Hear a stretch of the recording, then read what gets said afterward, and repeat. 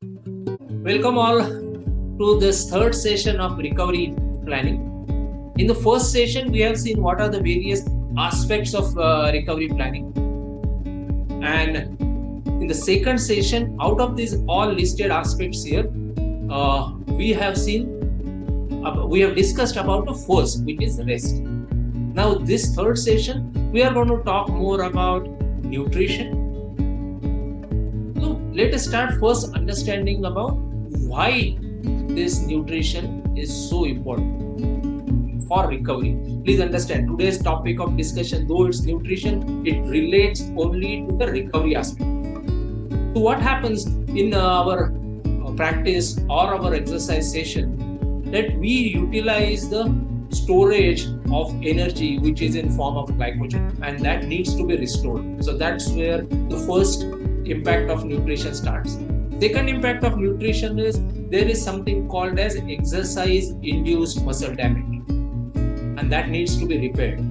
And very important aspect from recovery perspective, what nutrition does is this repair. Then the third part of it is why we do all of this exercises or practice, so that our body gets adapted to the higher load and we can perform better in the event.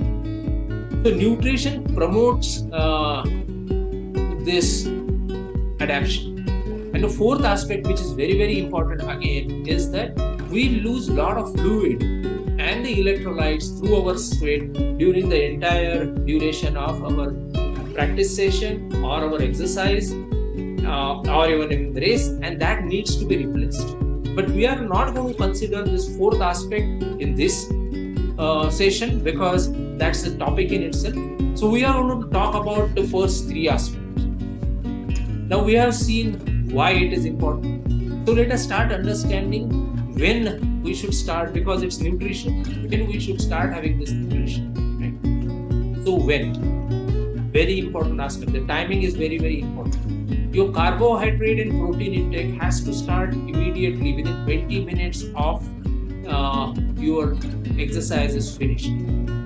And it's a difficult task, I understand, but it has to start within 20 minutes because the window of absorption, body absorbing starts, it is a very limited window, and the absorption starts becoming lesser and lesser as the time goes by.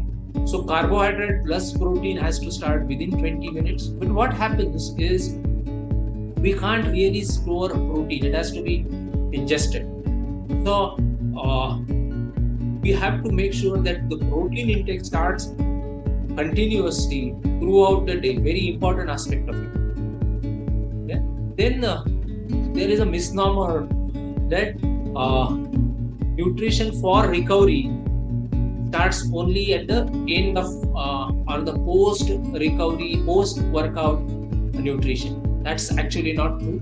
What we do pre and during, I'm talking about nutrition, what we do previous to our workout, what we do during our workout also has, from the nutrition perspective, also has a tremendous impact on our recovery.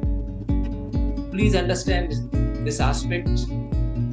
Now coming to the what we should have, right? Because that's the important question in everybody's mind. So from nutrition, from recovery perspective, we are talking about three macro nutrients.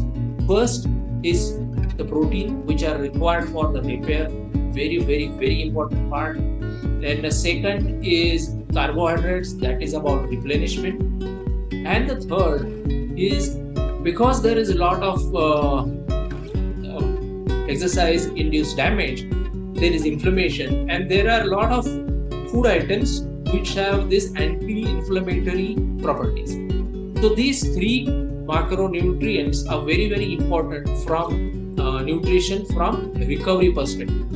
Yeah, the example of anti-inflammatory is turmeric or nuts, right? A lot of you guys of course know what is protein, what is carbohydrate. And now the third part is always the important question is how much, right? So there are a lot of you go through Google and figure out there are a lot of this recommended RDI recommendations, like eat the 0.8 grams of protein per kg of your weight, etc. Right? But human body is very different. It's unique for everybody. So what you going to need is going to be decided by various aspects, and those are, first is your workout.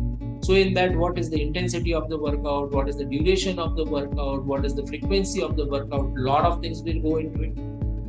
Second, your muscle mass or the various other physiological aspects of it. The third one is your age. And the fourth one, and it doesn't stop here, is your goals. But these are at a very high level, four very important aspects which are going to impact how much you are going to do. So it's better always to get into an individual plan, nutrition plan, and follow that. But the bottom line to understand is nutrition is very, very important for recovery. And when we have that, food is also important. It's not only about the post recovery, it is also the pre and during our exercise. So please understand all of these aspects of nutrition. And thanks for joining this third session of recovery management. And we are going to look at the fourth session, which is going to be about hydration. So thank you all for joining this session.